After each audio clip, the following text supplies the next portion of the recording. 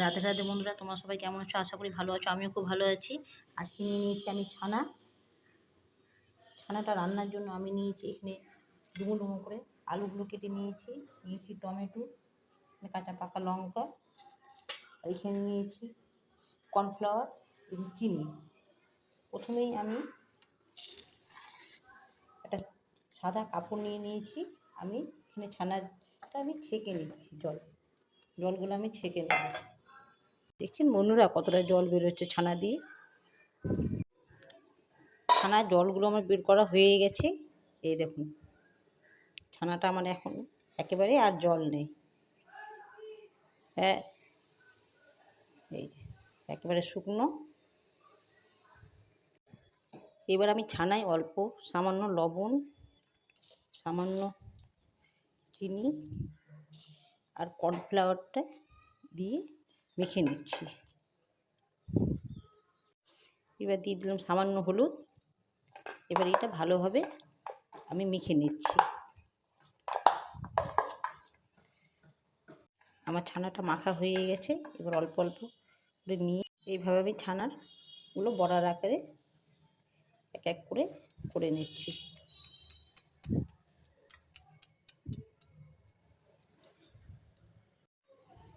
আমার প্রত্যেকটা ছানার বড়া এইভাবে তৈরি হয়ে গেছে। এবার আমি কড়াইয়ে তেল বসিয়ে দিয়েছি। কড়াইয়ে তেল বসিয়ে তেলটা আমার গরম হয়ে গেছে। এবার আমি এক এক করে ছানার বড়াগুলো দিয়ে দিচ্ছি ভাজার জন্য। আমার বড়াগুলো দেওয়া হয়ে গেছে ছানা ভাজার জন্য। ভাজার সময় লো টু মিডিয়ামে আমার গ্যাসের জালটা রাখতে হবে। দেখতেই পাচ্ছেন, বেশি জাল দিলে একদমই ভাজা যাবে না। আমার ছানার বড়াগুলো এইভাবে ব্রাউন কালারে আমি ভেজে তুলে নিলাম। আমার প্রত্যেকটা বড়া ভাজা হয়ে গেছে। কালারটা দেখে বুঝতেই পারছেন কতটা সুন্দর এসছে কালার।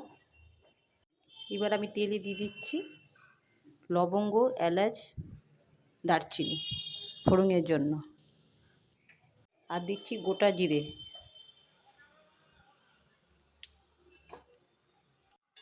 আমার ফোড়নটা ভাজা হয়ে গেছে। এবার আমি দিয়ে দিচ্ছি তেলে কাটা আলুগুলো।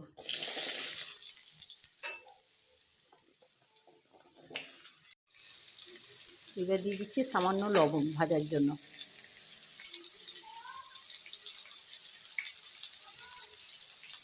সামান্য হলুদ।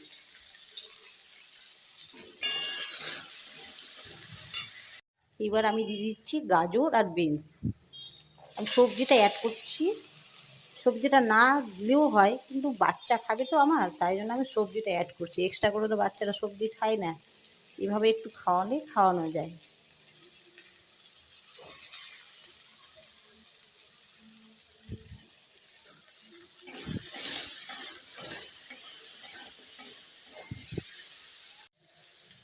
এবার আমি দিয়ে দিচ্ছি কাঁচা পাকা দুটো লঙ্কা।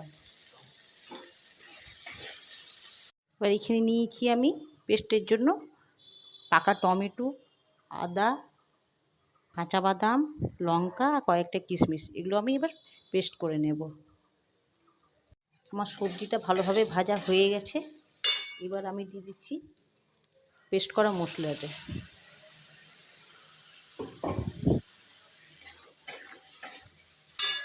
পরে আমি দিচ্ছি 1 চামচ জিরের গুঁড়ো। মশলাটা এবার আমি ভালোভাবে কষে নেব।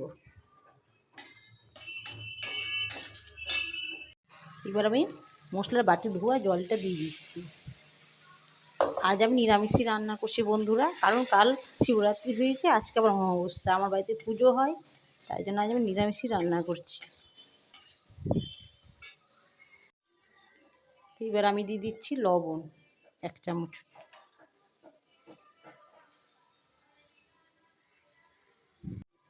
এবার দিচ্ছি হলুদ, দিচ্ছি চিনি। এবার আমি ভালোভাবে আর একটু কষে নিয়ে এবার আমার গরম জলটা আমি দিয়ে দিচ্ছি। জল গরম হয়ে গেছে, এবার আমি দিয়ে দিচ্ছি।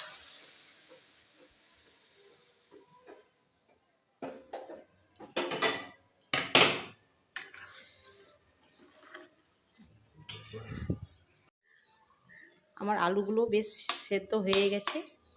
এবার আমি দিয়ে দিচ্ছি ছানার ডালনাগুলো।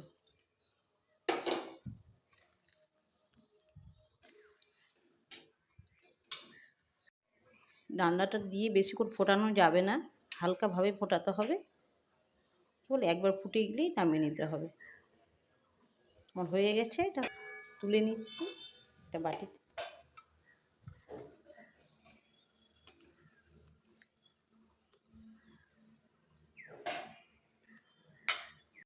আমার ছানার ডালনাটা কমপ্লিট হয়ে গেছে বন্ধুরা, দেখতেই পাচ্ছেন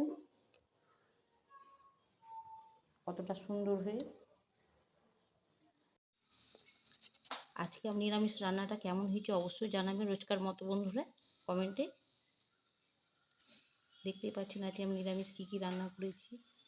এখানে ডাল, একটা সবজি মেশানো, এখানে ছানার ডালনা, এখানে আছে টমেটো স্যুপ, পাঁপড় ভাজা, সাদা ভাত। ভালো লাগলে বন্ধুরা অবশ্যই বন্ধুদের সাথে শেয়ার করবেন।